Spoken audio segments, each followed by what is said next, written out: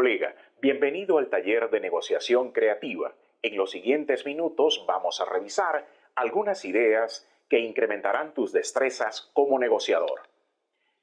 Vamos a soportarnos en un modelo denominado las 4P de la negociación, que dicen prepara, propón, persuade, pacta. Veamos cómo funcionan estas. Preparar es esencialmente recorrer un camino en el que debemos entender la negociación, aplicarla y conducirla. Para entenderla es importante que partamos de el reconocimiento de que la negociación es una conversación entre dos o más personas para conseguir un arreglo de intereses divergentes o un acuerdo mutuo. En la negociación se parte del reconocimiento de no estamos de acuerdo y vamos a solucionarlo, y además en la negociación se piensa en manejar conflictos más que en resolverlos. Para esto es importante que entendamos que existen leyes. Las leyes que vamos a revisar empiezan con la llamada ley del equilibrio, y esto supone que en una negociación no siempre gana quien tiene más poder, no siempre gana quien derriba al oponente y no siempre gana el que derrota al otro. Esto es la ley del equilibrio. Pero además de la ley del equilibrio, existe otra ley que se llama la ley del intercambio, que nos dice que solo existe beneficio real cuando las partes implicadas impulsan el acuerdo. Y solo se impulsa un acuerdo si los implicados están logrando atender sus necesidades reales. Continuamos incorporando cómo aplicar la negociación. Nos vamos a detener en la ley de las alternativas, que nos dice que desde que el mundo es mundo existen tres formas básicas que hasta un niño aprende para negociar. Existen la amenaza, el intercambio y el amor. Veamos cómo funcionan estas para efectos de utilizarlas también en los escenarios en los que tenemos que negociar. La amenaza. Verás cómo te va sin mí. O, ¿quién de nosotros nos recuerda una escena conocida? Personaje dirigiéndose a la puerta, de pronto se escucha una voz que dice: «¡Cruzas esa puerta y jamás sabrás de mí!». Amenazar es también un recurso que se emplea en la negociación y tiene ventajas. Resulta inmediata, tiene bajísimo costo, reafirma el ego del que amenaza, no necesita análisis, es muy clara y normalmente una buena amenaza interrumpe la acción, pero tiene inconvenientes. Los más destacados son que deteriora la relación, tiene normalmente un alto costo a mediano plazo, es desmotivante y, esto es muy importante, cuando usted amenaza en una negociación, debe estar dispuesto a cumplir su amenaza para no perder credibilidad. Además está a decir que la amenaza genera rechazo y uno tiene el riesgo muy alto de equivocarse. El intercambio es fácil de entender. Si me rascas aquí, yo te rascaré allí. Tiene definitivamente muchas ventajas. Un resultado estable, facilita los intercambios, refuerza la relación. Normalmente el intercambio es claro y transparente y satisface a ambas partes porque crea confianza, pero también el intercambio tiene inconvenientes. Precisa de que usted conozca a la otra parte, requiere analizarse, no siempre es inmediato, tiene un costo y el beneficio del intercambio nunca es absoluto y normalmente puede caerse en el mercantilismo. Y finalmente el amor. El amor también es un recurso para negociar. El amor es algo así como tú eres mi única posibilidad o yo que he hecho tantas cosas por ti. Le suena conocido, ¿verdad? Hay ventajas en el uso del amor para negociar. Por ejemplo, tiene gran efectividad al inicio, tiene un bajo costo a corto plazo, refuerza las relaciones interpersonales, crea confianza, favorece la comunicación y normalmente no hay compensación inmediata, pero tiene inconvenientes. Se deteriora con el uso, crea deudas, debilita otras formas de influir, se pierde credibilidad con el tiempo, se limita a mediano y largo plazo y, a criterio nuestro, lo más peligroso es que confunde los roles. Ahora bien, estamos en cómo conducir la negociación. Lo más importante para conducir una negociación es identificar el entorno y reconocer que en toda negociación existen condicionantes que son internas y externas. Por ejemplo, la cultura de la organización, la coyuntura socioeconómica, etc. Hay una serie de condicionantes que van a modificar siempre la naturaleza de la negociación.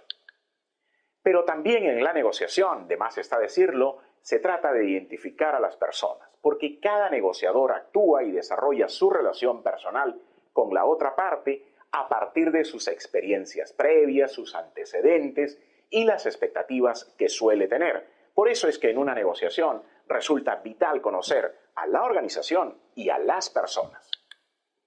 Es importante destacar que en la negociación existen dos tipos de negociadores: aquellos cuyo objetivo es ganar todo para sí y aquellos que son más sensibles a los intereses y reacciones de los demás.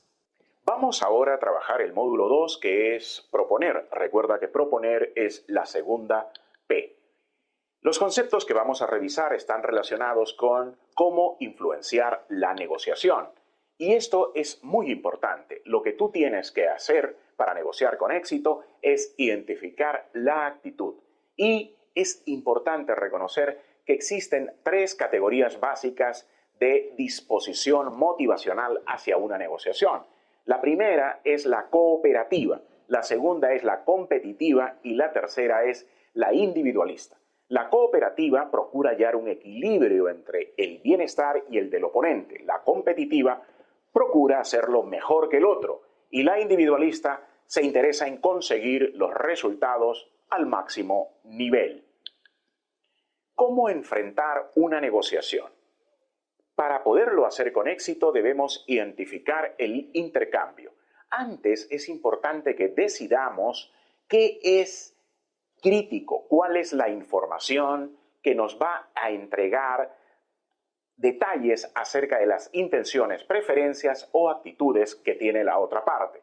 Cuando nosotros adoptamos una postura determinada, estamos revelando información sobre nuestras preferencias y objetivos que podrían ser empleados por la otra parte para manejar su propia estrategia. De allí que sea crítico que nosotros sepamos primero qué es lo que queremos y también sepamos qué es lo que quieren los demás. Y esto se consigue a través del diálogo y estar atentos a los detalles que se expresan a través de los canales. Porque obviamente en una negociación hay ofertas y contraofertas que son las que van a establecer las reglas y limitaciones de la propia negociación. Obviamente la persuasión forma parte de aquello que usted tiene que implementar para negociar de forma exitosa. Ahora bien, cuando usted desarrolla o negocia, es importante que entienda lo siguiente. En toda negociación está presente la información, la coerción, los refuerzos y la identificación. A través de estos recursos, nosotros podemos persuadir a los demás. Podemos persuadirlos también a partir de nuestra experiencia o a partir de la legitimidad que da el hecho de representar a quien representamos. Y sin duda se persuade de forma más eficaz a través de la comunicación. También es importante que reconozca que para que la negociación sea exitosa hay que conciliar. Y para poder conciliar, lo más importante es identificar el poder. El poder es lo que se define como la capacidad para influir en la conducta de otro. Por ejemplo, existen relaciones de influencia y relaciones de no influencia. Podríamos decir que, por ejemplo, alguna persona es capaz de influir sobre otra y en una determinada circunstancia podría ser un padre que influye sobre un hijo. Pero, por ejemplo, si no hay ninguna relación, tampoco existe capacidad para influir. A esto se le llama relación de no influencia. En la negociación es muy importante reconocer cuánta capacidad real tenemos para influir en la conducta del otro. Ahora vamos a trabajar el tercer módulo, que se llama persuadir. La idea es revisar una serie de conceptos que nos van a facilitar este módulo que hemos mencionado, que tiene como propósito persuadir a los demás. Y para ello debemos empoderar la negociación.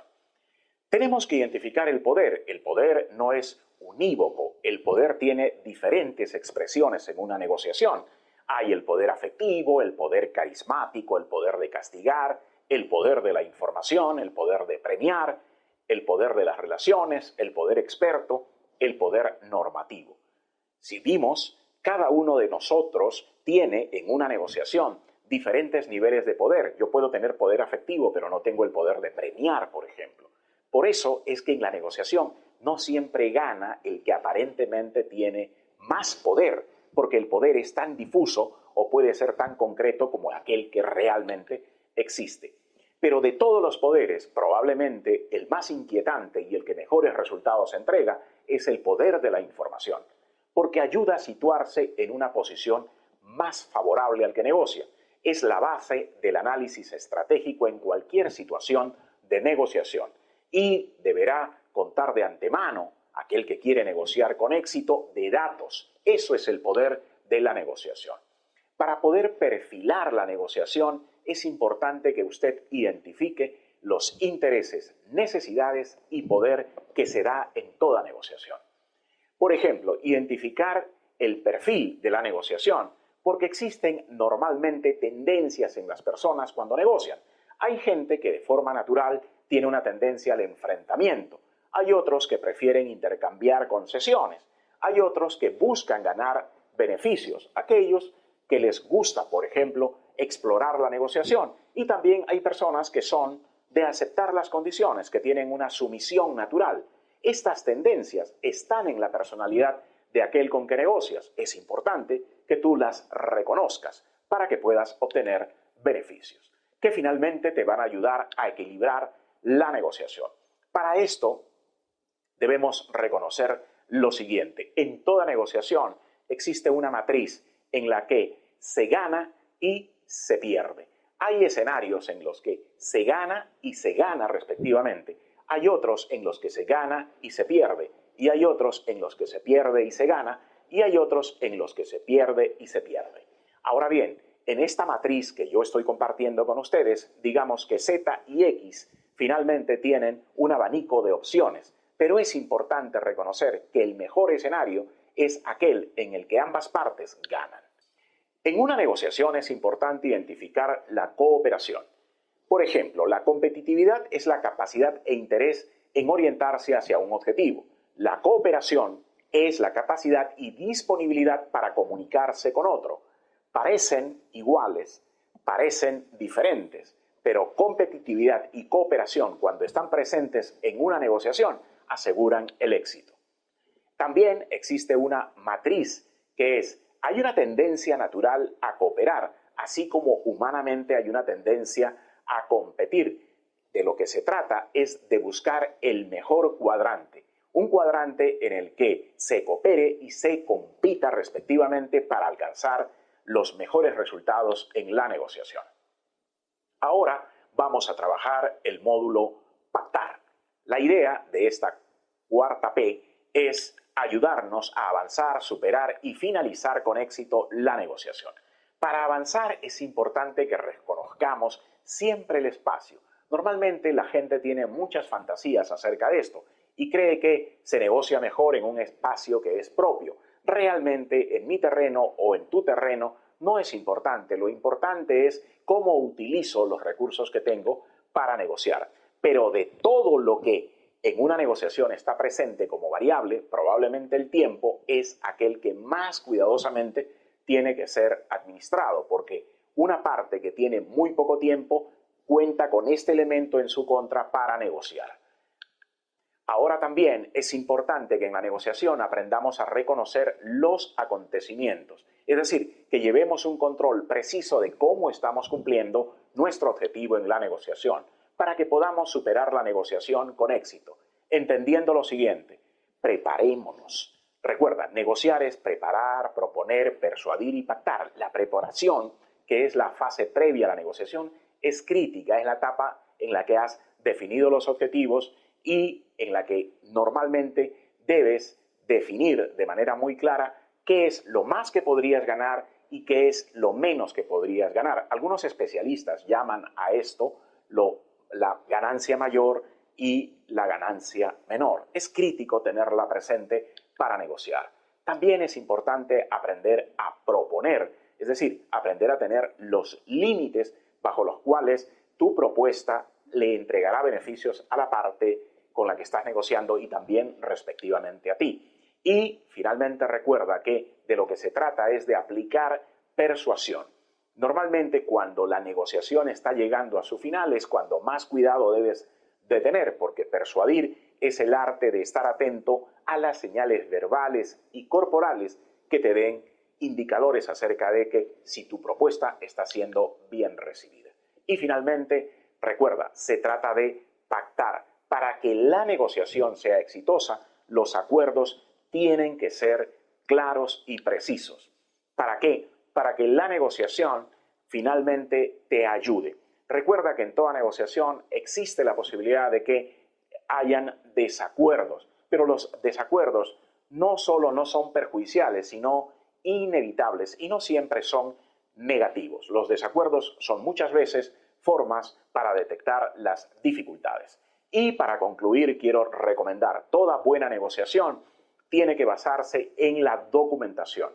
Lo que no está escrito no existe. Cuando se negocia y se ha alcanzado un acuerdo, se debe recapitular verbalmente y por escrito los acuerdos. En cualquier circunstancia es importante respetar aquello que se acordó cumpliendo los compromisos.